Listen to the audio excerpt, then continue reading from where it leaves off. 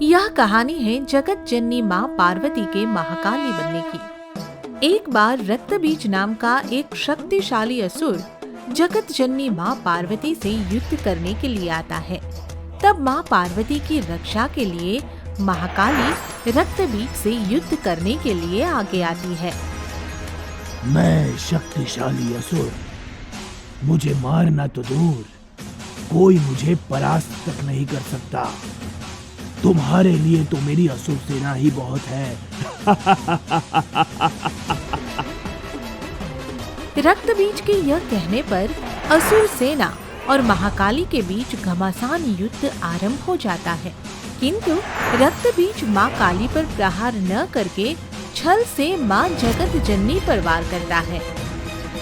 असंभव, असंभव, मेरे शक्तिशाली प्रहारों से बचना असंभव है जगत जननी। महाकाली जब रक्तबीज को जगत जननी माँ पार्वती पर छल पूर्वक वार करते देखती है तो क्रोधवश प्रचंड रूप धारण कर लेती है। उनकी आंखों से अंगार बरसने लगते हैं और वह रक्तबीज को ललकारते हुए कहती है, रक्तबीज, अब तुझे इस महाकाली के क्रोध से कोई नहीं बचा सकता।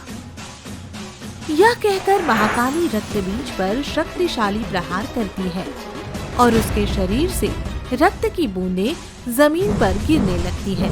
उसके रक्त की हर बूंद से एक नया रक्तबीज उत्पन्न होने लगता है। यह देखकर महाकाली हैरान हो जाती है। मुझे मारना असंभव है। जब तक मेरे शरीर में रक्त की एक बूंद भी शेष रहेगी, मुझे कोई नहीं मार सकता, कोई भी नहीं। भयंकर युद्ध चलता रहता है और रक्तबीज के रक्त की बूंदों से सैकड़ों लाखों रक्तबीज उत्पन्न हो जाते हैं।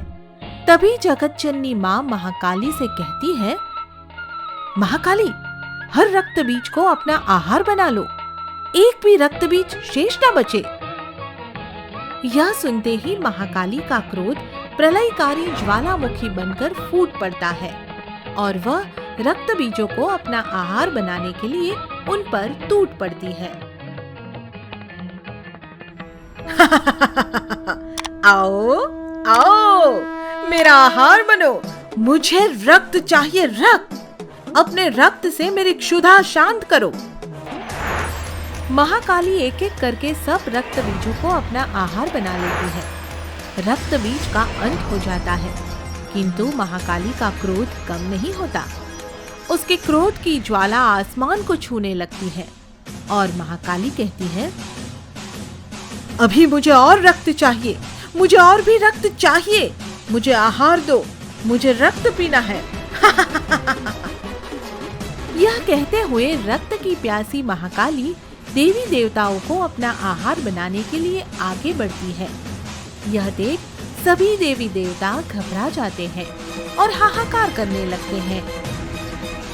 अरे, महाकाली तो हमारे ही रक्त की प्यासी हो गई है, बचो, बचो। लगता है महाकाली का क्रोध सरलता से शांत होने वाला नहीं है। किंतु जैसे वह देवी देवताओं को अपना आहार बनाने आती है, गणेश बीच में आ जाता है और महाकाली उनसे कहती है, मेरे रास्ते में मत आ गणेश, मुझे रक्त चाहिए, रक्त। पर माता, आप देवी देवताओं का रक्त कैसे पी सकती है? मैं तो कहता हूँ कि अब आप शांत हो जाइए। गणेश जी की बातों का महाकाली पर कोई असर नहीं होता है। वह गणेश जी पर प्रहार करने के लिए तत्पर हो जाती है। यह देखकर सभी देवी देवता भय से त्रस्त ब्रह्मा और विष्णु की शरण में जाते हैं। हे ब्रह्मा, हे विष्णु, हमें महाकाली की क्रोधाग्नि में भस्म होने से बचाओ। रक्तबीज का रक्त पीते पीते वह तो हमारे ही रक्त की प्यासी हो गई है। यह सुनकर ब्रह्मा जी कहते हैं, अब तो महाकाली का क्रोध केवल महादेव ही शांत कर सकते हैं, किंतु वो तो इस समय ध्यान की अवस्था में है। महादेव को ध्यान से बाहर लाने का कार्य गणेश और कार्तिकेय ही कर सकते हैं ब्रह्मदेव। उनके कहने पर गणेश और कार्तिकेय महादेव को ध्यान से बाहर ले आते हैं और महादेव महाकाली को शांत करने के लिए जाते हैं। अब शांत हो जाओ देवी, क्योंकि जिस उद्देश्य के लिए तुमने ये विकराल विनाशक रूप लिया था वो तो अब पूरा हो चुका है। किंतु महाकाली महादेव की अनदेखी कर अपनी क्रोधाग्नि में निरंतर जलती ही रहती है। तो महादेव उनके मार्ग में सो जाते हैं और तभी अचानक महाकाली उन पर पैर रख देती है। किंतु जैसे ही नीचे देखती है, उनका हृदय चीख उठता है। मुझे क्षमा करना महादेव, यह तो मुझसे बहुत बड़ी भूल हो गई। यह कहते ही महाकाली को वास्तविकता का आभास हो जाता है और उनका क्रोध शांत हो जाता है। उन्हें शांत देख देवी देवताओं में खुशी की लहर दौड़ जाती है और वे सब महाकाली की जय जयकार करने लगते हैं। जय हो महाकाली की, जय हो जगत जननी माँ पार्वती की। जब महादेव से शक्ति बिछड़ गई तो उन्होंने वैराग्य ले लिया। महादेव के वैराग्य का प्रभाव केवल उन्हीं पर नहीं बल्कि पूरी पृथ्वी पर पड़ा। धरती का संतुलन बिगड़ गया और सभी प्राणियों में हाहाकार मच गया। ऐसे में नारायण को धरती के प्राणियों की चिंता हुई और उन्होंने महादेव को वापस लाने के लिए एक लीला रची। उन्होंने धरती पर सांपों को मारने के लिए गरुड़ को भेजा। गरुड़, तुम धरती पर जाओ और उस पर रहने वाले सभी सांपों को मार डालो, जैसी आपकी आज्ञा प्रभु। नारायण की आज्ञा पाते ही गरुड़ सांपों को मारने के लिए धरती पर पहुंच जाता है और एक एक करके सबको मारना शुरू कर देता है। सांप बहुत घबरा जाते हैं। वे भयभीत होकर अपने राजा नाग वासुकी के पास जाते हैं और उनसे गरुड़ की शिकायत करते हैं। गरुड़ द्वारा नागों का अंत किए जाने की सूचना पाकर वासुकी चिंता में पड़ जाता है। वह सभी नागों से उनकी रक्षा करने का वचन देता है और फिर स्वयं कैलाश पर्वत की तरफ प्रस्थान कर जाता है। ओम नमः शिवाय, ओम नमः शिवाय, ओम नमः शिवाय। वासुकी, हम तुम्हारी भक्ति से बहुत प्रसन्न हैं। कहो, किस उद्देश्य से कैलाश आना पड़ा? हालांकि नागों को रहने के लिए नागलोक मिला हुआ है प्रभु, पर कुछ नाग धरती पर भी रह रहे हैं।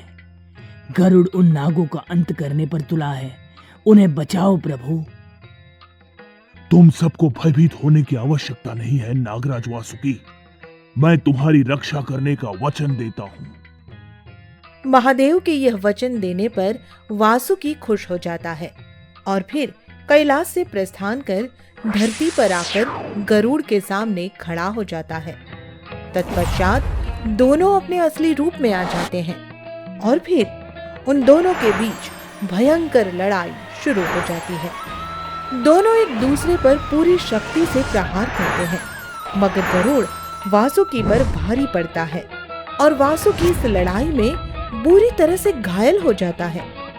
घायल वासुकी महादेव का स्मरण करता है। हे महादेव, मेरी रक्षा करो, अपने भक्त की रक्षा करो महादेव। वासुकी के ये कहते ही महादेव अपनी ध्यान निद्रा से जाग जाते हैं और तत्क्षण वासुकी के सामने प्रकट होते हैं। वासुकी महादेव को देखते ही उनसे कहने लगता है, मुझे गरुड़ से बचाओ प्रभु, ये मुझे मार डालेगा। वासुकी के ये कहने पर महादेव गरुड़ की तरफ मुड़कर उसे समझाने लगते हैं, मगर गरुड़ महादेव की बातों को अनसुनी करता है तो महादेव को उस पर बहुत गुस्सा आता है। वह गरुड़ को समझाने की बहुत कोशिश करते हैं, मगर फिर भी अपनी उद्दंडता पर वो उतर ही आता है। इसी कारण उसका महादेव से युद्ध प्रारंभ हो जाता है और महादेव उसे अपने प्रहारों से अधमरी हालत में पहुंचा देते हैं। खुद को हारते हुए देखकर गरुड़ नारायण का स्मरण करता है और तत्क्षण उनके सामने नारायण प्रकट होते हैं। महादेव, गरुड़ मेरा वाहन है और मेरा भक्त भी। मैं गरुड़ का अपमान सहन नहीं कर सकता। मैंने ही गरुड़ को धरती पर नागों का अंत करने का आदेश दिया है। मगर नागों पर यह अत्याचार क्यों? क्योंकि ब्रह्मदेव ने इनके रहने के लिए पाताल लोक दिया, अतः ये वहां जाकर रहे। मगर मैंने इनकी रक्षा का वचन दिया है, इसीलिए मैं इनकी रक्षा अवश्य करूंगा। मान जाइए महादेव, अन्यथा आपको भी मुझसे युद्ध करना पड़ सकता है।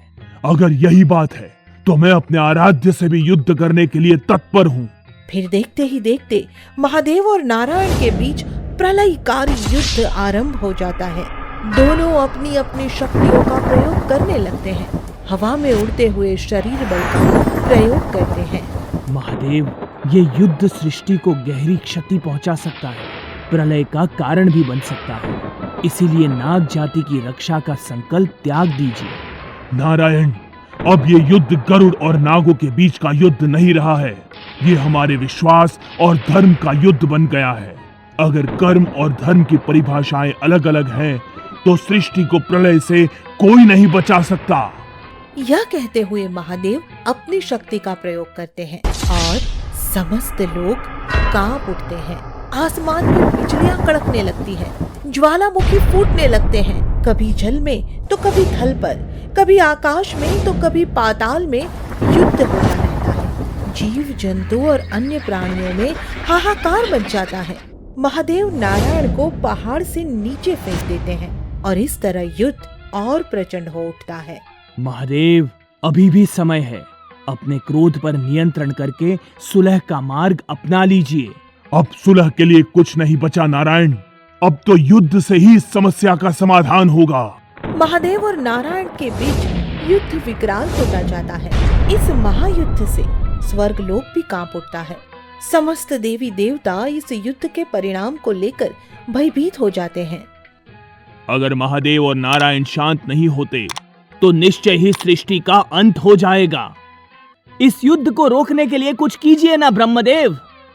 युद्ध इसी तरह चलता रहता है और फिर अचानक ही नारायण महादेव का कंठ पकड़ लेते हैं और इसी कारण महादेव का क्रोध सारी हदें पार कर जाता है और वह नारायण पर अपने त्रिशूल से वार करते हैं। मगर जैसे ही वह नारायण पर अपने त्रिशूल से वार करते हैं, अचानक ही उनका मन बेचैन हो उठता है।